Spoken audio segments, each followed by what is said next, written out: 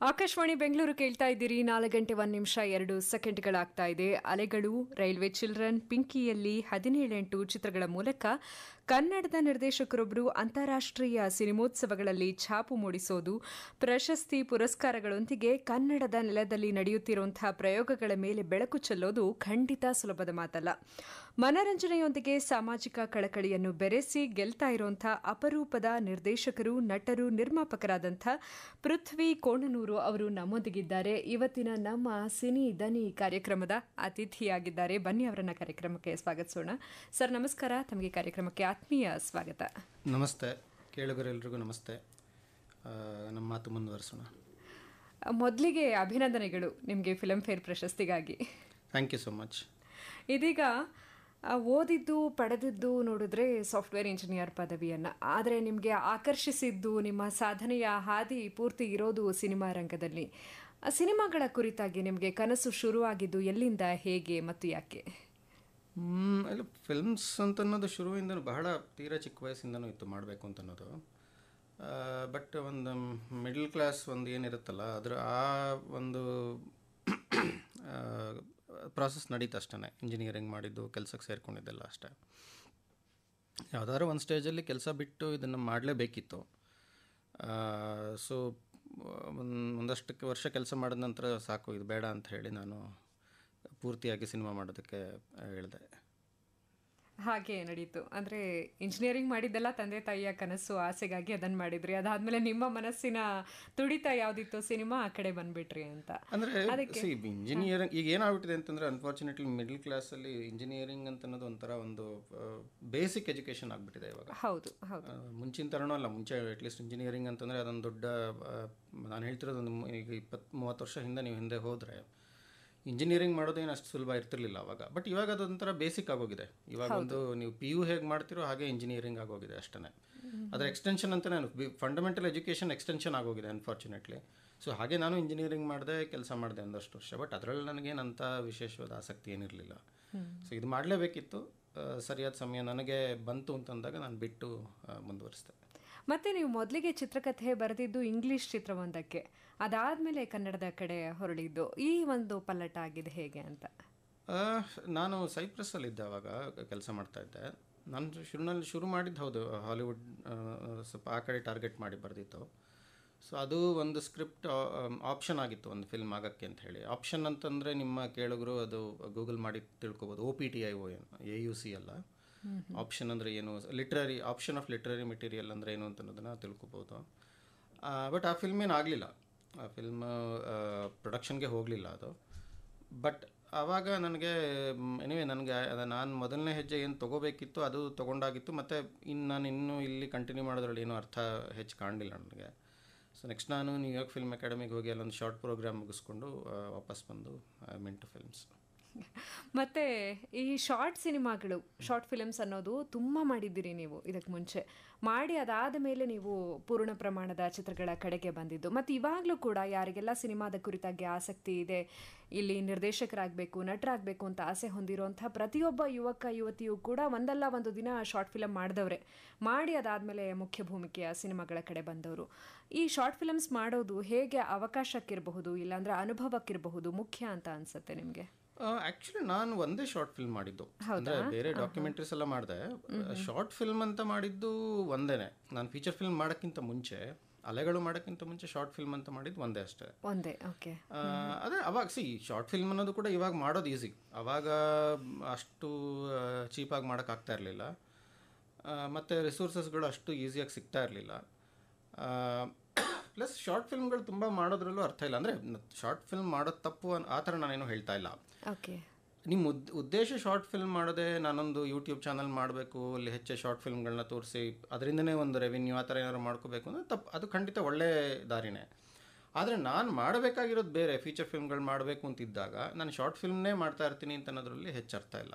1-2 ಮಾಡಿ ನಿಲ್ಲಿಸ್ಬಿಡುತ್ತೆ. ಹಾಗಂತ ಯಾವತ್ತೂ ಅದನ್ನು ಒಂದು ರೂಲ್ ಥರ ನೋಡೋ ಅವಶ್ಯ. ಈಗ ನನಗೆ ನೆಕ್ಸ್ಟ್ ಯಾವುದೋ ಒಂದು ಸಬ್ಜೆಕ್ಟ್ ಸಿಕ್ಕಿ ಶಾರ್ಟ್ ಫಿಲ್ಮ್ ನನಗೆ ತುಂಬ ಇಷ್ಟ ಆಗಿದೆ, ಮಾಡಲೇಬೇಕು ಅಂದರೆ ನಾನು ಮಾಡ್ತೀನಿ, ಖಂಡಿತ ಮಾಡ್ತೀನಿ. ಇವಾಗಲೂ ನಾನು ಶಾರ್ಟ್ ಫಿಲ್ಮ್ ಮಾಡೋಕ್ಕೆ ರೆಡಿ ಇಲ್ಲ ಅಂತಲ್ಲ. ಆದರೆ ಅದನ್ನೇ ನಾನು ಫೀಚರ್ ಫಿಲ್ಮ್ ಮಾಡಬೇಕು ಅಂತ ನನ್ನ ಉದ್ದೇಶ ಇದ್ದು ನಾನು ಶಾರ್ಟ್ ಫಿಲ್ಮ್ಗಳನ್ನೇ ಮಾಡ್ತಾ ಇದ್ದರೆ ಅದಕ್ಕೆ ಹೆಚ್ಚು ಅರ್ಥ ಇರೋದಿಲ್ಲ. ಸೊ ನಾನು ಮಾಡಿದ್ದು ಒಂದೇ. ಶಾರ್ಟ್ ಫಿಲ್ಮ್ ಪರ್ಪಸ್ ಏನಾಗುತ್ತೆ ಅಂತಂದರೆ ಮುಖ್ಯವಾಗಿ ನಿಮ್ಮ ಒಂದು ಟ್ಯಾಲೆಂಟ್ನ ಶೋಕೇಸ್ ಮಾಡೋದು. ಅದರಿಂದ ಇವಾಗೆಲ್ಲ ಯೂಟ್ಯೂಬ್ ಇದೆ, ಬೇರೆ ಬೇರೆ ರೀತಿ ರೆವಿನ್ಯೂ ಬರಬಹುದು, ಗೊತ್ತಿಲ್ಲ ನನಗೆ. ಬಟ್ ಅವಾಗಂತೂ ಅದರಲ್ಲಿ ಏನು ರೆವಿನ್ಯೂ ಅಂತ ಏನೂ ಇರ್ತಿರ್ಲಿಲ್ಲ. ಅದರ ಉದ್ದೇಶ ಒಂದು ನಿಮ್ಮ ಟ್ಯಾಲೆಂಟ್ನ ತೋರ್ಸೋಕ್ಕೋಸ್ಕರ ಅಷ್ಟೆ. ಹಾಗಾಗಿ ಶಾರ್ಟ್ ಫಿಲಮ್ ಮಾಡಿ ಫೀಚರ್ ಫಿಲಮ್ಗೆ ಬರಬೇಕು ಅಂತ ಏನು ಇಲ್ಲ, ರೂಲ್ ಏನಿಲ್ಲ. ಅದು ಒಟ್ಟಿನಲ್ಲಿ ನಿಮಗೆ ಒಂದು ಟ್ರಯಲ್ ಮಾಡೋದಕ್ಕೆ ಕಮ್ಮಿ ಬಜೆಟಲ್ಲಿ ಆಗುವಂಥ ಒಂದು ಅಸ್ತ್ರ ಅಂತ ಹೇಳ್ಬೋದು. ನಿಮಗೆ ಏನು ಇಷ್ಟನೋ ಅದು ನೀವು ಮಾಡಿ ಅಷ್ಟೇ. ಈಗ ನಿಮಗೆ ಶಾರ್ಟ್ ಫಿಲ್ಮ್ ಮಾಡೋದೇ ಇಷ್ಟ ಅಂತಂದರೆ ಅದನ್ನು ಮಾಡೋದ್ರಲ್ಲಿ ತಪ್ಪೇನಿಲ್ಲ. ಆದರೆ ನೀವು ಏನು ಇಷ್ಟಪಡ್ತೀರೋ ಅದಕ್ಕೆ ಹೋಗಿ ಅಷ್ಟೆ. ಓಕೆ, ಮತ್ತೆ ನಿಮ್ಮ ಜೊತೆ ಮಾತುಕತೆಯನ್ನು ಮುಂದುವರಿಸೋಣ. ಒಂದು ಪುಟಾಣಿ ಹಾಡನ್ನು ಕೇಳ್ಕೊಂಡು ಬರೋಣ ಅಂತ ಅನಿಸ್ತಾ ಇದೆ, ಏನಂತೀರಿ? ಖಂಡಿತ.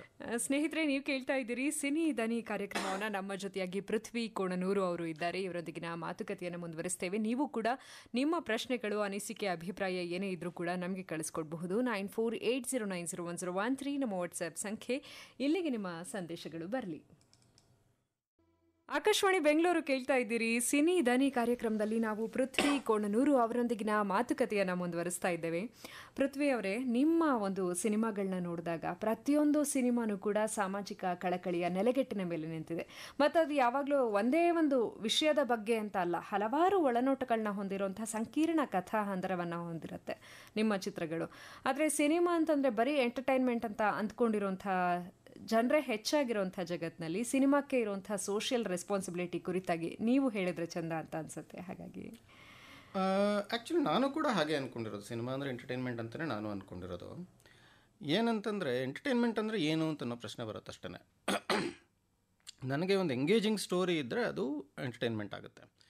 ಸೊ ಎಂಗೇಜಿಂಗ್ ಸ್ಟೋರಿ ನನಗೆ ಯಾವಾಗ ಅಂತಂದರೆ ಬಹಳ ಮುಖ್ಯವಾಗಿ ಅದರಲ್ಲಿ ಒರಿಜಿನಾಲಿಟಿ ಇದ್ದಾಗ. ಅಥೆಂಟಿಸಿಟಿ ಅಂತ ಅನ್ನೋದು ಇದ್ದರೆ ಒಳ್ಳೆಯದು, ಬಟ್ ಅಥೆಂಟಿಸಿಟಿ ಅಂತ ಅನ್ನೋದು ಸ್ವಲ್ಪ ಕಷ್ಟ. ಅದರಲ್ಲೂ ಕಮರ್ಷಿಯಲ್ ಅಂತ ಹೋದಾಗ ಅಥೆಂಟಿಸಿಟಿ ಸ್ವಲ್ಪ ಕಷ್ಟ ಆಗುತ್ತೆ. ಬಟ್ ಅಟ್ಲೀಸ್ಟ್ ಒರಿಜಿನಾಲಿಟಿ ಏನಷ್ಟು ಕಷ್ಟ ಅಲ್ಲ, ಅದನ್ನಾರು ಮಾಡಬಹುದು. ಸೊ ನಾನು ಮಾಡೋ ಚಿತ್ರಗಳಲ್ಲಿ ನಾನು ಹುಡುಕೋದು ಒರಿಜಿನಾಲಿಟಿ ಅಷ್ಟೇ, ಇನ್ನೇನಿಲ್ಲ. ಸೊ ಒರಿಜಿನಾಲಿಟಿ ನನಗೆ ಸಿಗೋದಲ್ಲಿ ನನಗೆ ಸುತ್ತಮುತ್ತಲು ಸಮಾಜದಲ್ಲಿ ಸಿಗುತ್ತೆ ಅಷ್ಟೇ. ಸೊ ನಾನು ಯಾವುದೋ ಸಮಾಜದಲ್ಲಿ ಇಲ್ಲೇನೋ ತಿದ್ದಬೇಕು, ಇಲ್ಲೇನೋ ಮಾಡಬೇಕು ಅಂತನೋ ಯಾವುದೇ ಉದ್ದೇಶದಿಂದ ನನ್ನ ಸಿನಿಮಾಗಳನ್ನ ಮಾಡೋದಿಲ್ಲ. ಕತೆ ಹೇಳಬೇಕು ಅಂತ ಅಷ್ಟೇ ಇರೋದು. ಅಲ್ಲಿ ನಾನು ಒರಿಜಿನಾಲಿಟಿ ಬೇಕು ಅಂತ ಹುಡ್ಕೊಂಡು ಹೋದಾಗ ನನಗೆ ಕತೆಗಳು ಸಿಗೋದು ಈ ಥರದ್ದಷ್ಟೇ. ಸಮಾಜದಲ್ಲಿ ಏನೇ ನಮ್ಮ ಸುತ್ತಮುತ್ತಲು ನಡೀತಿರುತ್ತೆ, ಬಟ್ ಆದರೆ ನಮ್ಮ ಗಮನಕ್ಕೆ ಬಂದಿರೋದಿಲ್ಲ ಈ ರೀತಿ ಕಥೆಗಳು. ಹಾಗಾಗಿ ಈಗ ನೀವು ರೈಲ್ವೆ ಚಿಲ್ಡ್ರನ್ನಿಂದ ಇಲ್ಲಿ ತನಕ ಮಾಡಿರೋ ಎಲ್ಲ ಸಿನಿಮಾಗಳು ಕೂಡ ಈ ರೀತಿ ಹುಡ್ಕೊಂಡು ಹೋದಾಗ ಸಿಕ್ಕಿರೋದು ಬಿಟ್ಟರೆ, ಸಮಾಜಕ್ಕೆ ಏನೋ ಒಂದು ಸಂದೇಶ ಕೊಡಬೇಕು ಅಂತಾಗಲಿ ಅಥವಾ ಇದು ಯಾವುದು ಖಂಡಿತ ಇಲ್ಲ, ಇರಲೂಬಾರ್ದು. ಅದು ಒಂದು ಸಿನಿಮಾ ಅಂತಂದಾಗ ನಿಮ್ಮ ಪ್ರೈಮರಿ ನಿಮ್ಮ ಉದ್ದೇಶ ಒಂದು ಒಳ್ಳೆ ಕತೆ ಹೇಳೋದಾಗಿರ್ಬೇಕು ಅಷ್ಟೇ. ಅದು ಬಿಟ್ಟು ಬೇರೆ ಏನೇ ಮಾಡಿದ್ರೂ ಕೂಡ ಅದು ಬರೀ ಪ್ರಿಟೆನ್ಸ್ ಆಗುತ್ತಷ್ಟೆ. ಅದರಿಂದ ಏನೂ ಔಟ್ಕಮ್ ಸರಿಯಾಗಿ ಬರೋಕ್ಕೆ ಸಾಧ್ಯ ಇಲ್ಲ. ಈ ಉದ್ದೇಶದಿಂದನೇ ಒಳ್ಳೆ ಕತೆ ಹೇಳಬೇಕು ಅಂತಲೇ ಹೋಗುವಾಗ ಅದನ್ನು ಅರಸಿಕೊಂಡು ನಾವು ಹೋಗುವಾಗ ನಮಗೆ ಸಮಾಜದಲ್ಲಿ ಈ ರೀತಿ ವಿಷಯಗಳು ಸಿಕ್ಕಿದ್ರೆ ಅದನ್ನು ತೊಗೊಂಡು ಮಾಡೋದು ನನಗೆ ಕೆಲಸ ಸುಲಭ ಆಗುತ್ತೆ ಅಷ್ಟೇ. ನಾನು ಹೆಚ್ಚು ಇಮ್ಯಾಜಿನೇಷನ್ ಯೂಸ್ ಮಾಡಬೇಕಾಗಿಲ್ಲ, ಅಲ್ಲಿಗೆ ನಮ್ಮ ಇರೋ ಕತೆಗಳನ್ನೇ ಬಳಸ್ಬೋದು. ಅದು ಬಿಟ್ಟರೆ ನಾನು ಹೇಳಿದಾಗೆ ಎಂಟರ್ಟೈನ್ಮೆಂಟ್ ಅದನ್ನು ಹೇಳ್ತಿರೋದು ಎಂಗೇಜಿಂಗ್ ಕತೆ ಇರೋದು ಯಾವುದೇ ಸಿನಿಮಾದ ಪ್ರೈಮರಿ ಉದ್ದೇಶ ಆಗಿರಬೇಕು.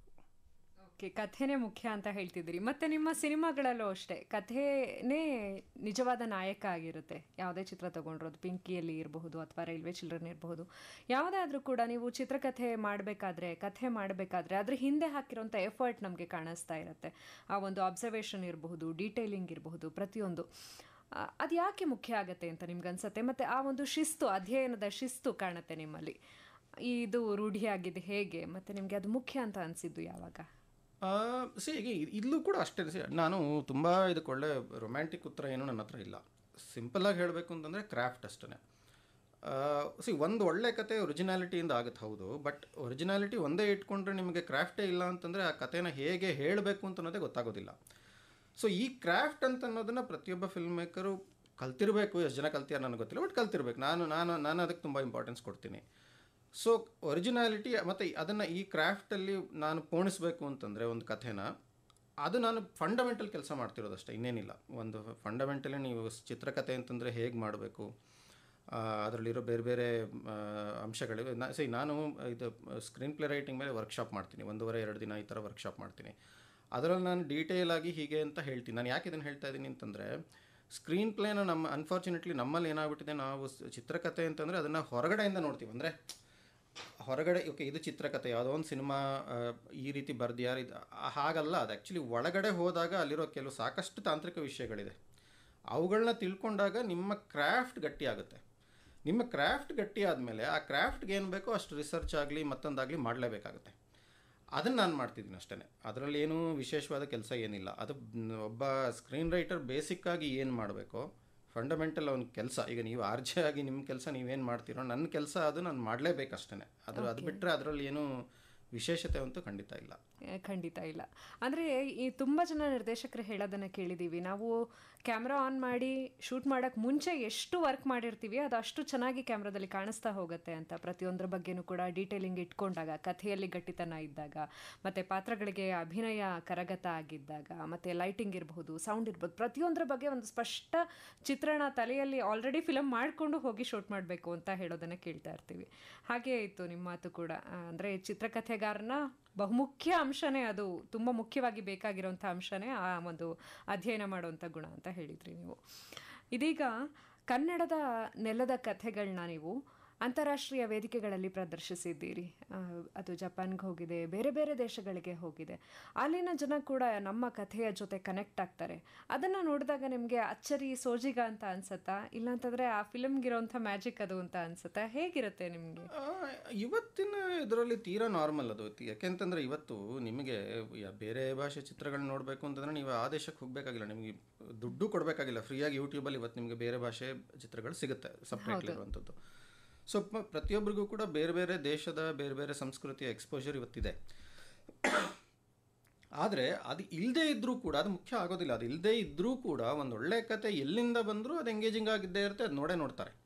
ಅದು ನನಗನ್ಸು ತೀರಾ ಬೇಸಿಕ್ ಅನ್ಕೋತೀನಿ ನಾನು. ಅದು ಅಂದರೆ ಒಂದು ಫಿಲ್ಮ್ ಆಗಲಿ, ಇನ್ಫ್ಯಾಕ್ಟ್ ಅದು ಅಲ್ಲ, ಈವನ್ ಲಿಟ್ರರಿ ಮೆಟೀರಿಯಲ್ ನೀವು ತೊಗೊಂಡ್ರೂ ಕೂಡ, ಯಾವುದಾದ್ರು ಸಾಹಿತ್ಯ, ಎನಿಥಿಂಗ್ ಫಾರ್ ದಟ್ ಮ್ಯಾಟರ್, ಅದು ಎಲ್ಲಿದೆ ಆಗಿರಲಿ, ಅದನ್ನು ನೀವು ಓದಿದಾಗ ಅಥವಾ ನೋಡಿದಾಗ ನೀವು ಅದಕ್ಕೆ ಕನೆಕ್ಟ್ ಆಗೇ ಆಗ್ತೀರಿ. ಎಲ್ಲಿ ತನಕ ನಿಮ್ಮ ಅಲ್ಲಿ ನೀವು ಮಾಡಿರೋ ಕೆಲಸ ಸರಿ ಇರುತ್ತೋ, ನೀವು ತೀರಾ ಫಂಡಮೆಂಟಲಿಗೆ ನೀವು ಸ್ಟಿಕ್ಕಾಗಿ ಮಾಡಿರ್ತೀರೋ, ಆವಾಗ ಅದನ್ನು ಎಲ್ಲರೂ ಅದನ್ನು ನೋಡ್ತಾರೆ, ಇಷ್ಟಪಡ್ತಾರೆ, ಓದ್ತಾರೆ, ರೆಸ್ಪಾಂಡ್ ಮಾಡ್ತಾರೆ. ಅದರಲ್ಲಿ ನನಗೇನು ಆಶ್ಚರ್ಯ ಅಂತ ಅನಿಸಲ್ಲ. ಬೈ ದ ವೇ, ಇದು ಫಿಲ್ಮ್ ಫೆಸ್ಟಿವಲ್ಗಳೇನು ಹೊಸದು ಇವತ್ತಿಂದ ನಡೀತಾ ಇಲ್ಲ. 50-60-70 ವರ್ಷದಿಂದನೂ ಫಿಲ್ಮ್ ಫೆಸ್ಟಿವಲ್ಗಳನ್ನು ನಡೀತಾನೆ ಇದೆ. ಏನು ಅಂದರೆ ಇವತ್ತು ಅವುಗಳ ಸಂಖ್ಯೆ ತುಂಬ ಜಾಸ್ತಿ ಆಗಿದೆ ಅಷ್ಟೇ. ಹಿಂದೆ 5, 10, 20 ಇದ್ದಿದ್ದು ಇವತ್ತು ನಿಮಗೆ ಏನಿಲ್ಲ ಅಂತಂದ್ರೆ ಒಂದು 6,000 ಫಿಲ್ಮ್ ಫೆಸ್ಟಿವಲ್ಸ್ ಇದೆ across the world. Of course 6,000 film ಫೆಸ್ಟಿವಲ್ಗಳಿದೆ ಅಂದ ತಕ್ಷಣ 6,000 ಚಿತ್ರೋತ್ಸವಕ್ಕೂ ಬೆಲೆ ಇದೆ ಅಂತಲ್ಲ. ಎಷ್ಟೋ ಚಿತ್ರೋತ್ಸವಗಳು ಫ್ರಾಡ್ ಆ್ಯಕ್ಚುಲಿ.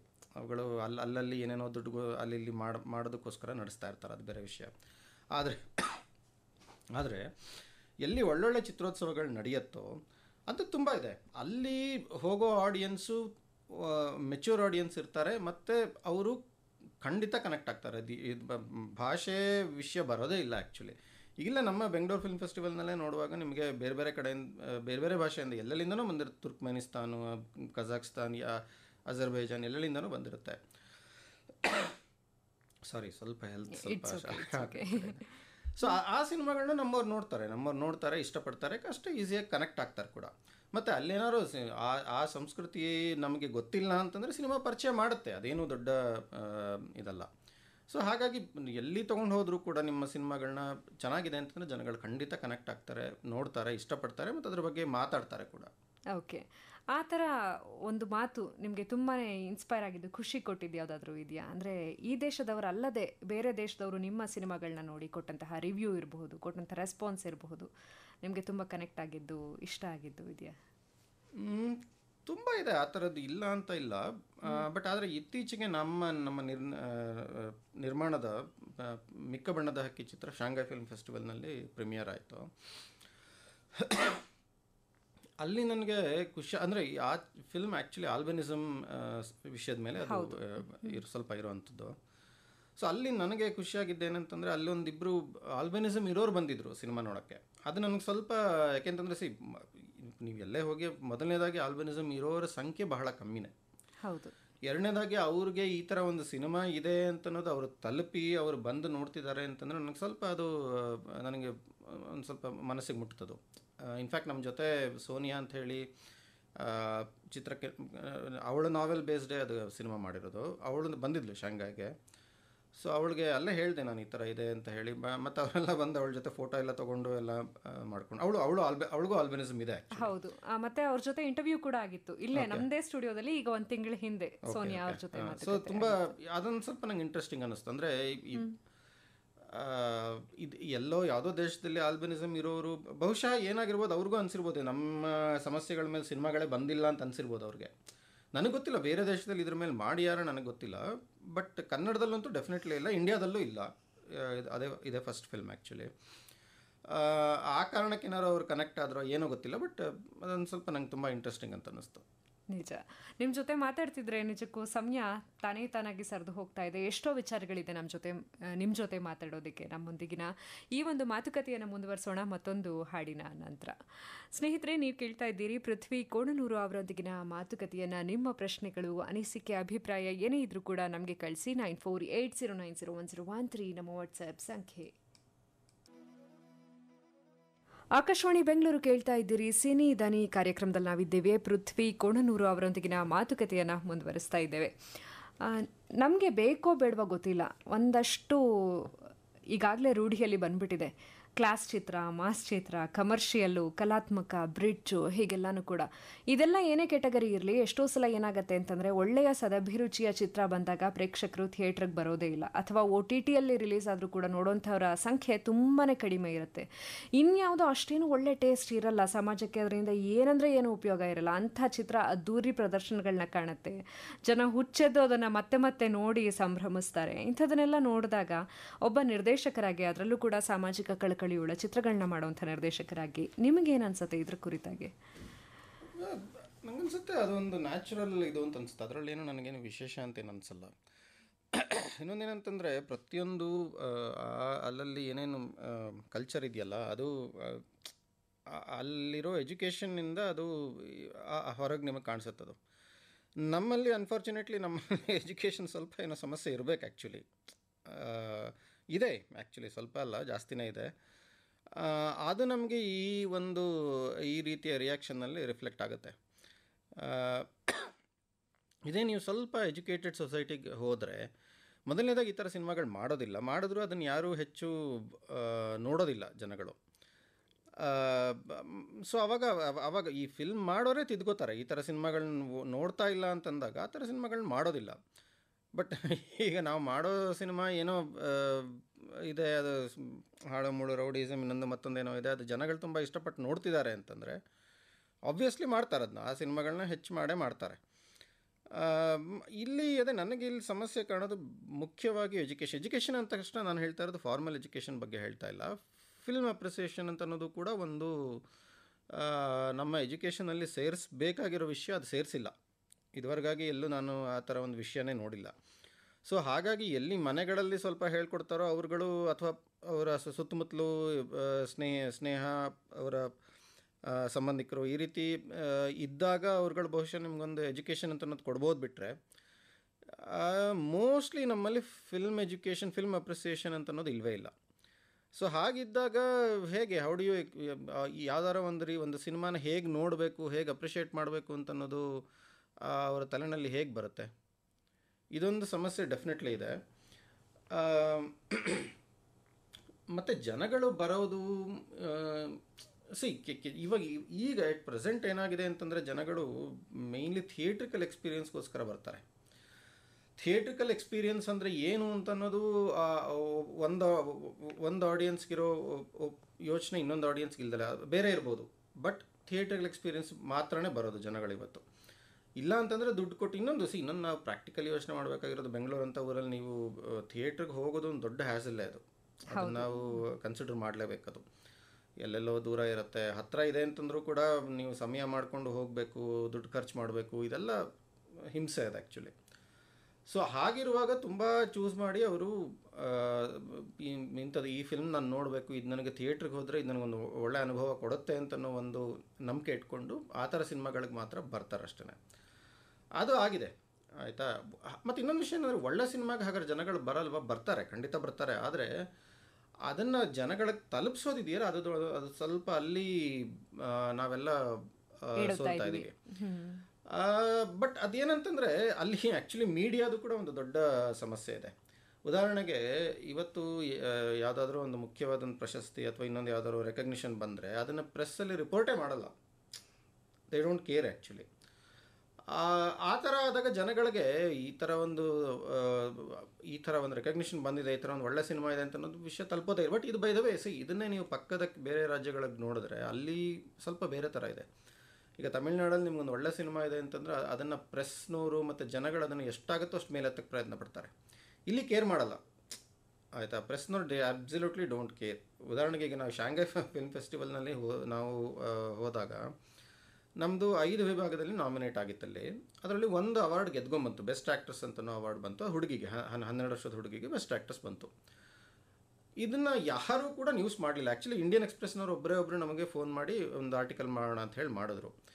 ಮಿಕ್ಕಿದವ್ರು ಯಾರೂ ಮಾಡಲಿಲ್ಲ. ಕೊನೆಗೆ ಫಿಲ್ಮ್ ಡೈರೆಕ್ಟರ್ ಮನೋಹರ ಅವನ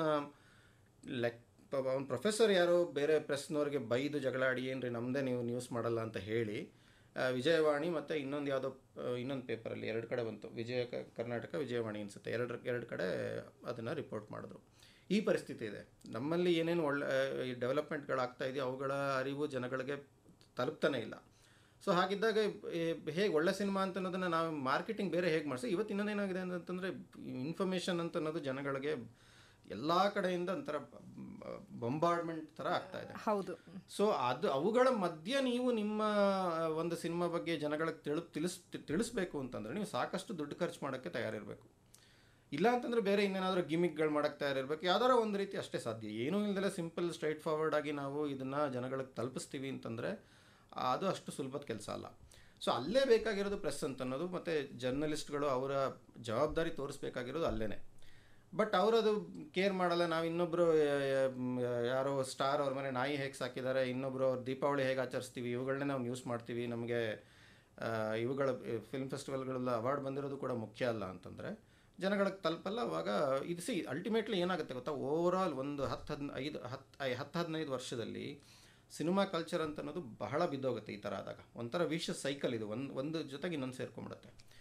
ಸೊ ಅದು ಆಗಬಾರ್ದು ಅಂತಂದರೆ ಪ್ರತಿಯೊಬ್ಬರು ನಾವೆಲ್ಲರೂ ರೆಸ್ಪಾನ್ಸಿಬಿಲಿಟಿ ತೊಗೋಬೇಕಾಗುತ್ತೆ. ಅದು ಪರ್ಟಿಕ್ಯುಲರ್ಲಿ ಮೀಡಿಯಾ, ಪ್ರೆಸ್ನವರು ನ್ಯೂಸ್ನ ಮಾರೋ ಕೆಲಸ ಬಿಟ್ಬಿಟ್ಟು ನ್ಯೂಸ್ನ ತಲುಪಿಸೋ ಕೆಲಸಕ್ಕೆ ಅವ್ರು ಬರಬೇಕಾಗುತ್ತೆ. ಅದೇ ಅವ್ರ ಫಂಡಮೆಂಟಲಿ ಕೆಲಸ, ನ್ಯೂಸ್ ಮಾರೋದಲ್ಲ.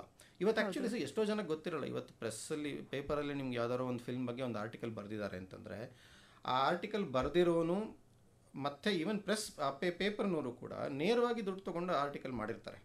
ಅದು ಪೇಯ್ಡ್ ಪ್ರಮೋಷನ್ ಬೇಸಿಕಲಿ. ಪಾಪ ಓದೋನಿಗೆ ಏನು ಗೊತ್ತಿರುತ್ತೆ, ಅವನಿಗೆ ಅವನು ಆರ್ಟಿಕಲ್ ಬಂದಿದೆ ಅಂತ ಅವನು ಓದ್ತಾನೆ. ಇದೇ exactly applicable to T V ಚಾನಲ್ಗಳು ಕೂಡ.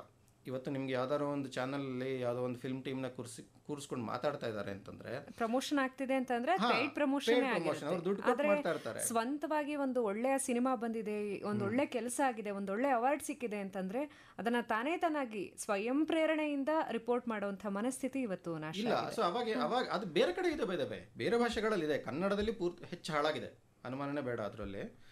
ಇವತ್ತು ನಿಮಗೆ ಮಲಯಾಳಮಲ್ಲಿ ಒಳ್ಳೆ ಸಿನಿಮಾ ಬಂತು ಅಂದರೆ ಅದನ್ನ ಮೇಲಕ್ಕೆ ತರ್ತಾರೆ, ತಮಿಳಲ್ಲಿ ಒಳ್ಳೆ ಸಿನಿಮಾ ಬಂದರೆ ಮೇಲಕ್ಕೆ ತರ್ತಾರೆ. ಓಕೆ, ತೆಲುಗು ಬಗ್ಗೆ ನಾವು ಮಾತಾಡಲ್ಲ, ಅಲ್ಲಿ ಅದು ನಮಗಿಂತನೂ ರಿಪೇರಿನೂ ಮಾಡೋಕ್ಕಾಗದಷ್ಟು ಹಾಳಾಗಿದೆ, ಅದು ಬೇರೆ ವಿಷಯ. ಬಟ್ ಈಗ ಸರಿ ಇರೋದನ್ನು ನಾವು ಎಕ್ಸಾಂಪಲ್ ಆಗಿ ತೊಗೊಂಡು ನಾವು ಏನೇನು ಮುಂದೆ ಹೋಗ್ತಾ ಏನೇನು ಬದಲಾವಣೆಗಳು ಮಾಡ್ಕೋಬಹುದು ಅದನ್ನು ಮಾಡ್ಕೊಂಡು ಹೋದರೆ ನಾವು ಬಹುಶಃ ಕನ್ನಡ ಚಿತ್ರರಂಗ ಅಂತೇನು ಹೇಳ್ತೀವಲ್ಲ ಅದನ್ನು ಉಳಿಸ್ಕೋಬಹುದು. ಇಲ್ಲ ಅಂತಂದರೆ ಏನಾಗುತ್ತೆ ನನಗೆ ಗೊತ್ತಿಲ್ಲ. ಹೌದು, ಮುಖ್ಯವಾಗಿ ಏನು ಅಂತಂದರೆ ಅಭಿರುಚಿಯನ್ನು ಬೆಳೆಸಬೇಕು. ಅಂಥ ಕೆಲಸಗಳು ಪ್ರತಿ ಮನೆಯಲ್ಲೂ ಆಗಬೇಕು, ಪ್ರತಿ ಕಡೆಯೂ ಕೂಡ ನಡೀತಾ ಬರಬೇಕು. ಇದನ್ನು ನೀವು ಒಂದು ಎಜುಕೇಷನ್, ಫಾರ್ಮಲ್ ಎಜುಕೇಷನಲ್ಲಿ ಸೇರಿಸೋದು ಅಷ್ಟು ಕಷ್ಟ ಇಲ್ಲ. ಏನೇನೋ ನಾನ್ಸೆನ್ಸ್ ಹೇಳ್ಕೊಡ್ತೀರಾ, ಇದನ್ನೊಂಚೂರು ಹೇಳ್ಕೊಡಿ ಅಲ್ಲಿ. ಹೌದು. ಮತ್ತು ಇದನ್ನು ಕ್ರಿಯೇಟಿವ್ ಆಗಿ ಹೇಳ್ಕೊಡಿ. ಸುಮ್ಮನೆ ಅವ್ರಿಗೊಂದು ಪಾಠ ಕೊಡಬೇಡಿ. ಇದ್ರ ಮೇಲೆ ಟೀಚ್ ದಮ್ ಕ್ರಿಯೇಟಿವ್ಲಿ. ಪರ್ಟಿಕ್ಯುಲರ್ಲಿ ಒಂದು ಏಜ್ ಗ್ರೂಪ್ ಬಂದ ಮೇಲೆ 10ನೇ ಕ್ಲಾಸು ದಾಟಿ 11-12 PUಗೆ ಬಂದ ಮೇಲೆ make it a part of language. ನೀವು ಯಾವುದೇ ಭಾಷೆ ಆದರೂ ಆಗಲಿ, ಅದು ನೀವು ಇಂಗ್ಲೀಷ್ ಹಿಂದಿ ಓದ್ತಿರ್ಬೋದು ಅಥವಾ ಇಂಗ್ಲೀಷ್ ಕನ್ನಡ ಓದ್ತಿರ್ಬೋದು, ಏನಾದರೂ ಓದ್ತಿರ್ಬೋದು, 2 ಭಾಷೆ. ಅಲ್ಲಿ ಈ ಬರೀ ಸಿನಿಮಾ ನಾನು ಹೇಳ್ತಿಲ್ಲ, ಆ್ಯಕ್ಚುಲಿ ನಾನು ಸಾಹಿತ್ಯನೂ ಸೇರಿಸಿ ಇಲ್ಲಿ ಹೇಳ್ತಾ ಇದ್ದೀನಿ. ಅಲ್ಲಿ ಅವ್ರಿಗೆ ಈ ಪುಸ್ತಕಗಳನ್ನ ಓದಿ ಅವರ ಇಂಟರ್ಪ್ರಿಟೇಷನ್ ಅವ್ರಿಗೆ ಬಿಟ್ಟುಬಿಡಿ. ಅಲ್ಲಿ ಯಾವ ಪ್ರಶ್ನೆ ಇವುಗಳಿಗೆಲ್ಲ ಬೇಕಾಗಿಲ್ಲ. ಟ್ರೆಡಿಷನಲ್ ಎಕ್ಸಾಮ್ ಏನು ಕಾನ್ಸೆಪ್ಟ್ ಇದೆಯಲ್ಲ ಅದರಿಂದ ಸ್ವಲ್ಪ ದೂರ ಹೋಗಿ ಮತ್ತು ಸಿನಿಮಾ ನೋಡಿ ಅದರ ವಿಶ್ಲೇಷಣೆ ಅವ್ರುಗಳೇ ಸ್ಟೂಡೆಂಟ್ಸೇ ಮಾಡೋ ಹಾಗೆ ಮಾಡೋಕ್ಕೆ ಅವಕಾಶ ಕೊಡಿ. ಅದಕ್ಕೆ ಮಾರ್ಕ್ಸ್ ಕೊಡಿ. ಅಲ್ಲಿ ಪ್ರಶ್ನೆ ಉತ್ತರಗಳು ಬೇಕಾಗಿಲ್ಲ. ಅವ್ರ ಇಂಟರ್ಪ್ರಿಟೇಷನ್ ಯಾವ ರೀತಿನಾರೋ ಮಾಡಲಿ ಅವರು. ಇದಕ್ಕೆ ಈ ಥರದ್ದು ಕೊಟ್ಟಾಗ ಏನಾಗುತ್ತೆ, ಓಕೆ ಈ ರೀತಿ ಸಿನಿಮಾಗಳಿಗೂ ನಾವು ಬೆಲೆ ಕೊಡಬೇಕು, ಇವುಗಳನ್ನ ನೋಡಬೇಕು ಅಂತ ಅನ್ನೋದು ಆ ಏಜ್ನಲ್ಲೇ ಅದು ಡೆವಲಪ್ ಆಗಕ್ಕೆ ಶುರುವಾಗುತ್ತೆ. ಇಲ್ಲ ಅಂತಂದರೆ ಅವಾಗಲೇ ABCD ಬಾಸ್ ಅಂತ ಅಂದ್ಕೊಂಡಿದ್ರೆ ಅವ್ರುಗಳು ಮುಂದೆನೂ ಅಷ್ಟೇ, ಅದು ಅದರ ಪರಿಣಾಮ ಏನು ಅಂತ ಅನ್ನೋದು ನಮಗೆ ಗೊತ್ತಷ್ಟೆ. ಹೌದು ಹೌದು. ನಿಮ್ಮೊಂದಿಗಿನ ಇಂಟ್ರೆಸ್ಟಿಂಗ್ ಮಾತುಕತೆಯನ್ನು ಮುಂದುವರಿಸೋಣ ಮತ್ತೊಂದು ಹಾಡಿನ ನಂತರ. ಸ್ನೇಹಿತರೆ, ನೀವು ಕೇಳ್ತಾ ಇದ್ದೀರಿ ಪೃಥ್ವಿ ಕೋಣನೂರು ಅವರೊಂದಿಗಿನ ಮಾತುಕತೆಯನ್ನು. ನಿಮ್ಮ ಪ್ರಶ್ನೆ ಏನೇ ಇದ್ರೂ ಕೂಡ ನಮಗೆ ಕಳಿಸ್ಕೊಡಿ. 9480901013 ನಮ್ಮ ವಾಟ್ಸ್ಆ್ಯಪ್ ಸಂಖ್ಯೆ. ಆಕಾಶವಾಣಿ ಬೆಂಗಳೂರು ಕೇಳ್ತಾ ಇದ್ದೀರಿ. ಸಿನಿ ದನಿ ಕಾರ್ಯಕ್ರಮದಲ್ಲಿ ಪೃಥ್ವಿ ಕೋಣನೂರು ಅವರ ಜೊತೆಗಿನ ಮಾತುಕತೆಯನ್ನು ಮುಂದುವರಿಸ್ತಾ ಇದ್ದೇವೆ. ನೀವು ನಿರ್ದೇಶಕರಾಗಿ, ಹಾಗೆ ನಟರಾಗಿ, ನಿರ್ಮಾಪಕರಾಗಿ, ಈ ರೀತಿ ಬೇರೆ ಬೇರೆ ದೋಣಿಗಳಲ್ಲಿ ಕಾಲಿರಿಸಿ ಜಗತ್ತು ಕಂಡವರು. ನಿಮಗೆ ಪರ್ಸನಲಿ ತುಂಬ ಇಷ್ಟ ಆಗುವಂಥ ಒಂದು ಜರ್ನರ್ ಯಾವುದು? ಒಂದು ಜಾನ್ರ ಅಂತ? ಹೌದು. ಮೊದಲನೇದಾಗಿ ನಾನು ನಟ ಅಂತ ಅನ್ನೋದು ಜಸ್ಟ್ ನನ್ನ ಸಿನಿಮಾದಲ್ಲಿ ಒಂದೆರಡು ಕ್ಯಾಮಿಯೋ ಮಾಡಿದ್ದೀನಿ ಬಿಟ್ಟರೆ ಅದು ನಾನೇನು ನಟ ಅಲ್ಲ. ಓಕೆ. ಅದರಲ್ಲಿ ನನಗೇನು ಅಷ್ಟು ಟ್ಯಾಲೆಂಟ್ ಕೂಡ ಇಲ್ಲ. ಪ್ರೈಮರಿಲಿ ನನಗೆ ರೈಟಿಂಗಲ್ಲೇ ಹೆಚ್ಚು ಆಸೆ ಇರೋದು, ಅಂದರೆ ಹೆಚ್ಚು ನನ್ನ ಆಸಕ್ತಿ ಅದರಲ್ಲೇ ಇರೋದು. ಕಾರಣ ಏನಂತಂದರೆ ಅದೊಂಥರ ಕಂಪ್ಲೀಟ್ ಆ ಸ್ಟೇಜಲ್ಲಿ ಅಟ್ಲೀಸ್ಟ್ ನಿಮಗೆ ನಿಮ್ಮ ಪಾಡಿ ನೀವು ಒಂಥರ ಮೆಡಿಟೇಷನ್ ಥರ ಮಾಡ್ಬೋದು. ಅದನ್ನ ನಿಮ್ಮ ಪಾಡಿ ನೀವು ಕೂತ್ಕೊಂಡು ಬರೀತೀರಾ, ಯಾರ ಡಿಸ್ಟರ್ಬೆನ್ಸ್ ಇರೋದಿಲ್ಲ, ಮತ್ತು ಬೇರೆ ಹೆಚ್ಚು ಯೋಚನೆಗಳಿರೋದಿಲ್ಲ. ಡೈರೆಕ್ಷನ್ ಮಾಡಬೇಕು ಅಂದರೆ ನೂರಾರು ತಲೆನೋವುಗಳಿರುತ್ತೆ ಅದರಲ್ಲಿ. ಅದು ಬೇಸಿಕಲಿ ಒಬ್ಬ ಡೈರೆಕ್ಟರ್ ಪ್ರಾಕ್ಟಿಕಲಿ ಅವ್ನು ಪ್ರೊಡ್ಯೂಸರ್ ಕೂಡ. ಅವನೇ ಎಲ್ಲ ನೋಡಿಕೊಂಡು ಎಲ್ಲ ಮಾಡ್ತಾ ಇರಬೇಕಾಗತ್ತೆ. ಅವನೇನು ಕಾಲ ಮೇಲೆ ಕಾಲು ಹಾಕ್ಕೊಂಡು ನೀನು ಬೇರೆ ರೆಸ್ಪಾನ್ಸಿಬಿಲಿಟಿನ ಬೇರೆಯವ್ರಿಗೆ ಕೊಟ್ಬಿಟ್ಟು ನೀವು ಮಾಡಿ ಅಂತ ಹೇಳೋಕ್ಕಾಗಲ್ಲ. ಅವ್ನು ಇನ್ವಾಲ್ವ್ ಆಗಲೇಬೇಕಾಗುತ್ತೆ, ಪ್ರೊಡ್ಯೂಸರ್ ಲೆವೆಲ್ನಲ್ಲೇ ಇನ್ವಾಲ್ವ್ ಆಗಬೇಕಾಗುತ್ತೆ. ಆದರೆ ಬರವಣಿಗೆ ಇದೆಯಲ್ಲ, ಅಲ್ಲಿ ನಿಮಗೆ ಒಂದು ನಿಮ್ಮದೇ ಅಂತ ಒಂದು ಜಾಗ ಇರುತ್ತೆ. ಅಂದರೆ ನಾನು ಹೇಳ್ತಿರೋದು ಮನಸ್ಸಿನಲ್ಲಿ ಆ ಸ್ಪೇಸ್ ಇರುತ್ತೆ. ಅಲ್ಲಿ ನೀವು ಬಿಟ್ಟರೆ ಬೇರೆ ಇನ್ಯಾರೂ ಇರೋದಿಲ್ಲ. ಸೊ ಅದೊಂದು ಒಂಥರ ಅದು ಪರ್ಟಿಕ್ಯುಲರ್ಲಿ ಒಂದು ಫ್ಲೋನಲ್ಲಿ ಹೋಗ್ತಿದ್ದಾಗ ಬರವಣಿಗೆ ಅಂತ ಅನ್ನೋದು ಅದೊಂಥರ ಮೆಡಿಟೇಷನ್ ಥರ. ನಿಮಗೆ ನೀವು ಒಂದು 10-15 ಪೇಜ್ ನೀವು ದಿನಕ್ಕೆ ಬರೆದ್ರಿ ಅಂತಂದರೆ ಇಟ್ ವಿಲ್ ಅದೊಂದು ಮೆಡಿಟೇಷನ್ ಥರ ನಿಮ್ಗೊಂದು ತುಂಬ ಖುಷಿ ಕೊಡೋ ಒಂದು ಕೆಲಸ ಅದು. ಡೈರೆಕ್ಷನ್ ಅಂತ ನಾನು ಹೇಳಿದ್ನಲ್ಲ, ಅದು ಎಂಜಾಯ್ ಮಾಡ್ಬೋದು. ಬಟ್ ಏನಂತಂದರೆ ಅನ್ಫಾರ್ಚುನೇಟ್ಲಿ ಸಾಕಷ್ಟು ತಲೆನೋವುಗಳಿರುತ್ತೆ ಮತ್ತು ಬೇರೆ ಬೇರೆ ಜವಾಬ್ದಾರಿಗಳಿರುತ್ತೆ. ಇನ್ನು ನಟ ನನಗೆ ನಟನೆ ನಾನು ಹೇಳಿದ್ನಲ್ಲ, ನಾನು ನಟನೆ ಮಾಡೋಕ್ಕೆ ಇಷ್ಟ ಇಲ್ಲ ಅಂತಲ್ಲ, ನನ್ನಲ್ಲಿ ಟ್ಯಾಲೆಂಟ್ ಏನಿಲ್ಲ. ಅದು ಜಸ್ಟ್ ನಾನು ಚಿಕ್ಕ ಪುಟ್ಟ ಅದು ಎಮೋಷನಲ್ ಡೆಪ್ತ್ ಇಲ್ದಲೇ ಇರೋವಂಥ ಕ್ಯಾಮಿಯೋಗಳು ಅಷ್ಟೇ ನಾನು ಮಾಡಿರೋದು ಬಿಟ್ಟರೆ ಅಲ್ಲಿ ಏನು ದೊಡ್ಡ ನಾನು. ಸೊ ಹಾಗಾಗಿ ನಟ ಅಂತ ಅನ್ನೋದು ನಾನು ನಟ ಅಲ್ಲ ಆ್ಯಕ್ಚುಲಿ. ಅದು ನನ್ನ ಇದಕ್ಕೆ ಸೇರಿಸ್ಬಾರ್ದು. ಇನ್ನು ನಿರ್ಮಾಣ ಅಂತ ಅನ್ನೋದು ಅಗೇನ್ ನಿರ್ಮಾಣ ನನಗೆ ಅಂದರೆ ಈಗ ಬೇರೆಯವ್ರ ಚಿತ್ರ ನಾವು ನಿರ್ಮಾಣ ಮಾಡೋದು ಅಂತಂದರೆ ಅದು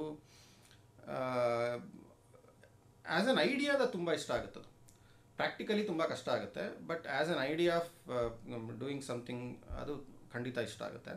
ಸೊ ಅನ್ಫಾರ್ಚುನೇಟ್ಲಿ ಆ ಚಾಲೆಂಜಸ್ ಏನಿರುತ್ತೋ ಅದು ತೊಗೊಂಡು ನಾವು ಇಟ್ಸ್ ಅ ಪಾರ್ಟ್ ಆಫ್ ಇದು ಆ ಒಂದು ಕೆಲಸದಲ್ಲಿ ಬರೋ ಒಂದು ಇದು ಅಂತ ಹೇಳಿ ಅಂದ್ಕೊಂಡು ನಾವು ಮಾಡ್ಕೊಂಡು ಹೋಗ್ಬೇಕಷ್ಟೇ.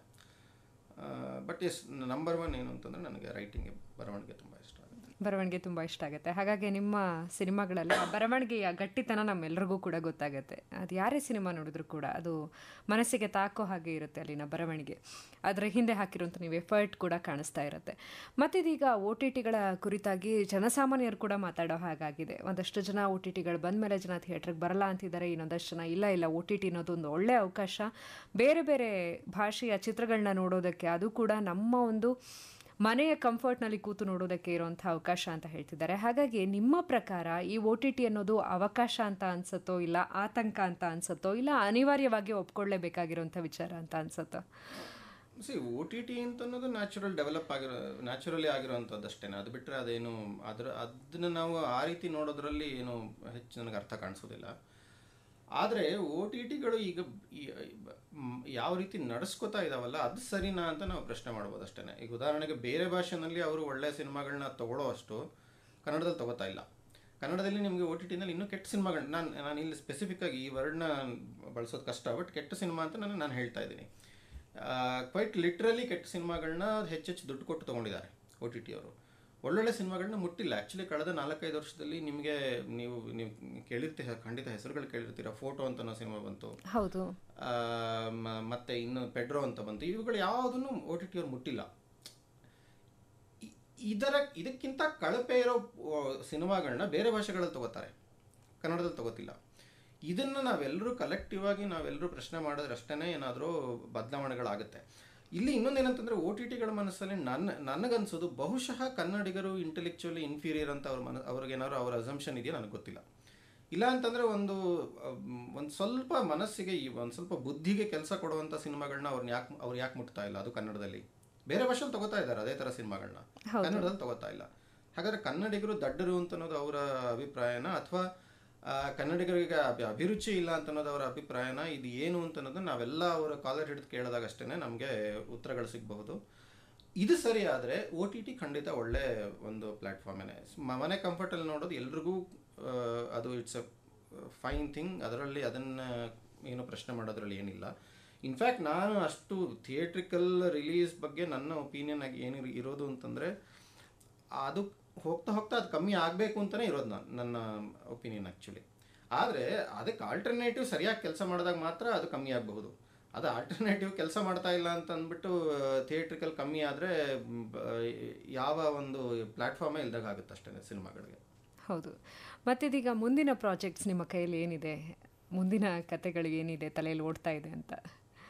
ಮುಂದೆ ಮಾಡಬೇಕಾಗಿರೋದು ತುಂಬ ಇದೆ, ಬರೆದು ರೆಡಿಯಾಗಿರೋದು ಇದೆ. ಆದರೆ ಎಕ್ಸಾಕ್ಟ್ಲಿ ಯಾವುದು ಇಮಿಡಿಯೇಟ್ಲಿ ಶುರು ಮಾಡ್ತೀನಿ ಅಂತ ಅನ್ನೋದು ನನಗೆ ಗೊತ್ತಿಲ್ಲ. ನನ್ನ ಡೈರೆಕ್ಷನ್ನಲ್ಲಿ ಯಾವುದು ಇಮಿಡಿಯೇಟ್ಲಿ ಶುರುವಾಗುತ್ತೆ ಅಂತ ಅನ್ನೋದು ಇನ್ನೂ ಆ ರೀತಿ ಗಟ್ಟಿ ತೀರ್ಮಾನ ತೊಗೊಂಡಿಲ್ಲ. ಓಕೆ. ಒಟ್ಟಿನಲ್ಲಿ ನೀವು ಪ್ರತಿದಿನ ಅಂತೂ ಬರದೇ ಬರೀತೀರಾ? ವರ್ಕಿಂಗಲ್ಲೇ ಇರುತ್ತಾ ತಲೆ? ಆಲ್ಮೋಸ್ಟ್ ಇರುತ್ತೆ ನನ್ನ ಹತ್ರ. ಹಾಗಾಗಿ ನನ್ನ ಹತ್ರ ಒಂದು ರಾಶಿ ಸ್ಕ್ರಿಪ್ಟ್ಗಳು ಬಿದ್ದಿರುತ್ತೆ ಯಾವಾಗಲೂ, 10 ಪಾಯಿಂಟ್. ಓಕೆ. ಮತ್ತು ನಿಮ್ಮ ಒಂದು ಚಿತ್ರಗಳಿಗೆ ಎಷ್ಟೋ ಬಗೆಯ ಪ್ರಶಸ್ತಿ ಪುರಸ್ಕಾರಗಳು ಬಂದಿದೆ. ರೀಸೆಂಟಾಗಿ ಫಿಲ್ಮ್ ಫೇರ್ ಪ್ರಶಸ್ತಿ ಕೂಡ ಬಂತು. ನಿಮಗೆ ಪರ್ಸ್ನಲಿ ತುಂಬ ಖುಷಿ ಕೊಟ್ಟಂತಹ ಪುರಸ್ಕಾರ ಯಾವುದು? ಮತ್ತು ಯಾಕೆ ಈ ಪ್ರಶಸ್ತಿ ಪುರಸ್ಕಾರಗಳು ಯಾವುದೇ ಒಬ್ಬ ಕಲಾವಿದರಿಗೆ ತುಂಬ ಇಂಪಾರ್ಟೆಂಟ್ ಅಂತ ನಿಮ್ಗೆ ಅನ್ಸುತ್ತೆ? ನೋಡಿ, ಪ್ರಶಸ್ತಿಗಳನ್ನ ಅಷ್ಟೊಂದು ಸೀರಿಯಸ್ ಆಗಿ ನಾನು ತೊಗೊಂಡಿಲ್ಲ, ತೊಗೊಳ್ಳಬಾರ್ದು. ಬೇರೆಯವರು ಯಾರು ಸೀರಿಯಸ್ ಆಗಿ ತೊಗೋತಿದ್ರೆ ನಾನು ಅವ್ರಿಗೆ ಅಡ್ವೈಸ್ ಮಾಡೋದು ತೊಗೋಬೇಡಿ ಅಂತ. ಪ್ರತಿಯೊಂದು ಪ್ರಶಸ್ತಿನೂ ಕೊಡುವಾಗ ಅದರ ಹಿಂದೆ ಒಂದು ಬೆಂಚ್ ಮಾರ್ಕ್ ಇರುತ್ತೆ, ಅವ್ರಿಗೆ ಒಂದು ಕೆಲವು ಮಾನದಂಡಗಳಿರುತ್ತೆ. ಅದನ್ನ ಇಟ್ಕೊಂಡು ಅವರು ಈ ರೀತಿ ಕೊಡೋಣ ಪ್ರಶಸ್ತಿನ ಕೊಡ್ತಾರೆ. ಇನ್ನು ಕೆಲವು ಕಡೆ ನೇರವಾಗಿ ನಾವು ತಿಳ್ಕೊಳ್ಳಬೇಕಾಗಿರೋ ವಿಷಯ ಅಂತಂದರೆ, ಸಾಕಷ್ಟು ಕಡೆ ಪ್ರಶಸ್ತಿಗಳು basically they are den of corruption. ಅಲ್ಲಿ ಕರಪ್ಷನ್ ಇದೆ, ಮಾರಲ್ ಕರಪ್ಷನ್ ಇದೆ, ಎಥಿಕಲ್ ಕರಪ್ಷನ್ ಇದೆ. ದುಡ್ಡು ಕೊಟ್ಟು ಪ್ರಶಸ್ತಿಗಳು ತೊಗೋಬೋದು. ನಾನೇನು ವಿಷಯ ಏನು ಹೇಳ್ತಾ ಇದ್ದೀನಿ ಅಂತಂದರೆ, ಪ್ರಶಸ್ತಿಗಳನ್ನ ನಾವು ಅದಕ್ಕೆ ಅಷ್ಟು ಸೀರಿಯಸ್ ಆಗಿ ತೊಗೊಂಡ್ರೆ ನಾವುಗಳು ಇಡಿಯಟ್ಸ್ ಆಗ್ತೀವಿ ಅಷ್ಟೇ. ಅದರಲ್ಲಿ ಬೇರೆ ಮುಲಾಜಿಲ್ಲ. ನಾವು ಪ್ರಶಸ್ತಿಗಳನ್ನ ಒಂದು ಕಾಂಟೆಕ್ಸ್ಟಲ್ಲಿ ನೋಡಬೇಕು ಬಿಟ್ಟರೆ, ಅದಕ್ಕಿಂತ ಹೆಚ್ಚು ನಾವು ಇಂಪಾರ್ಟೆನ್ಸ್ ಕೊಟ್ಟರೆ ಅದರಿಂದ ಇನ್ನೇನು ಆಗಲ್ಲ. ಜನ ಮರಳೋ ಜಾತ್ರೆ ಮರಳೋ ಅಂತ ಎಲ್ಲ ಪ್ರಶಸ್ತಿ ಅದು ಇದು ಅಂತೆಲ್ಲ ಹೊರಗಡೆ ಹೇಳ್ತಾರೆ ಮಾಡ್ತಾರೆ, ಎಲ್ಲ ಆಗುತ್ತೆ. ನಾವೇ ದಡ್ಡರಾಗ್ತೀವಿ ಅಷ್ಟೇ. ಬೇರೆಯವ್ರನ್ನ ನೀವು ಪ್ರಪಂಚದಲ್ಲಿ ಯಾರನ್ನು ಬೇಕಾದ್ರೂ ನೀವು ದಡ್ಡರು ಮಾಡ್ಬೋದು. ನಮ್ಮನ್ನು ನಾವು ದಡ್ಡರು ಮಾಡ್ಕೊಳ್ಳೋದು ಇದೆಯಲ್ಲ, that's the worst thing. So ನಮಗೆ ತಿಳುವಳಿಕೆ ಇರಬೇಕು ಪ್ರಶಸ್ತಿಗಳು, ಅದ್ರ ಪರ್ಸ್ಪೆಕ್ಟಿವ್, ಅದ್ರ ಕಾಂಟೆಕ್ಸ್ಟ್ ಏನು ಅಂತ ತಿಳ್ಕೊಂಡು ಅದಕ್ಕೆ ಎಷ್ಟು ಬೆಲೆ ಕೊಡಬೇಕು ಅಷ್ಟು ಬೆಲೆ ಕೊಡಬೇಕು. ಅದನ್ನೊಂದು ರೆಕಗ್ನಿಷನ್ ಅಂತ ತಿಳ್ಕೊಂಡು ಮುಂದೆ ಹೋಗ್ತಾ ಇರಬೇಕು ಅಷ್ಟೇ. ಹಾಗಾಗಿ ಅದಕ್ಕೆ ಅಷ್ಟು ವಿಶೇಷ ಮಹತ್ವವನ್ನು ನೀವಂತೂ ಕೊಟ್ಟಿಲ್ಲ. ಅಲ್ಲ, ನಾನು ಕೊಟ್ಟಿಲ್ಲ. ನಾನು ನೇರವಾಗಿ ಹೇಳ್ತೀನಿ, ಕೊಡೋರು ದೇ ಆರ್ ಇಡಿಯಟ್ಸ್ ಅಷ್ಟೇ. I am sorry. ಅದಕ್ಕೆ ಹೆಚ್ಚು ಮಹತ್ವ ಕೊಟ್ಟರೆ ನಿಮಗೆ ಪ್ರಪಂಚದ ಜ್ಞಾನನೂ ಇಲ್ಲ, ಪ್ರಶಸ್ತಿ ಜ್ಞಾನನೂ ಇಲ್ಲ ನಿಮಗೆ. ಇವತ್ತು ನಮ್ಮ ಮಾತುಕತೆಯ ಮಧ್ಯೆ ಎಷ್ಟೆಲ್ಲ ವಿಚಾರಗಳು ಬಂತು. ನಿಮಗೆ ಯಾವುದು ಫಿಲ್ಮ್ ಕಡೆ ಸೆಳೀತು, ಈ ಥರದ್ದೆಲ್ಲ ಸಾಕಷ್ಟು ಮಾತನಾಡಿದ್ವಿ. ಮತ್ತು ಸಿನಿಮಾದ ಕುರಿತಾಗಿರಬಹುದು, ಒ ಟಿ ಟಿಗಳ ಕುರಿತಾಗಿರಬಹುದು, ಎಷ್ಟೋ ವಿಚಾರಗಳ ಬಗ್ಗೆ ಮಾತುಕತೆ ಬಂತು. ತೀರಾ ಬೇಸಿಕ್ ಆದಂಥ ಕ್ವಶನ್ಸ್ ಇರುತ್ತೆ ಕೆಲವೊಂದಷ್ಟು ಇಂಟರ್ವ್ಯೂಗಳಲ್ಲಿ. ನೀವು ತುಂಬ ಇಷ್ಟಪಡುವಂಥ ನಿರ್ದೇಶಕರು ಯಾರು? ಆ ಥರ ಸ್ಪೆಸಿಫಿಕ್ ಆಗಿ ಒಬ್ಬರು ಅಂತ ಏನಿಲ್ಲ. ನನಗೆ ಕನ್ನಡದಲ್ಲಿ ಕಾಸರವಳ್ಳಿಯವ್ರ ಸಿನಿಮಾಗಳು ಇಷ್ಟ ಆಗುತ್ತೆ. ಮತ್ತು ಇತ್ತೀಚೆಗೆ ತುಂಬ ಚೆನ್ನಾಗಿರೋ ಫಿಲ್ಮ್, ನಾನು ಫೋಟೋ ಹೇಳಿದ್ನಲ್ಲ, ಅದು ನನಗೆ ತುಂಬ ತುಂಬ ಇಷ್ಟ ಆಗಿರೋ ಸಿನಿಮಾ ಅದು. ಇನ್ಫ್ಯಾಕ್ಟ್ 2022ರಲ್ಲಿ ನನ್ನ ಪ್ರಕಾರ ಅದು ಕಳೆದ ನಾನು 20-25 ವರ್ಷದಲ್ಲಿ ನಾನು ನೋಡಿರೋ ಬೆಸ್ಟ್ ಸಿನಿಮಾ ಅದು. ಅದನ್ನು ನನ್ನ ಸಿನಿಮಾಗಳನ್ನೂ ಸೇರಿಸ್ಕೊಂಡು ಹೇಳ್ತಾ ಇದ್ದೀನಿ.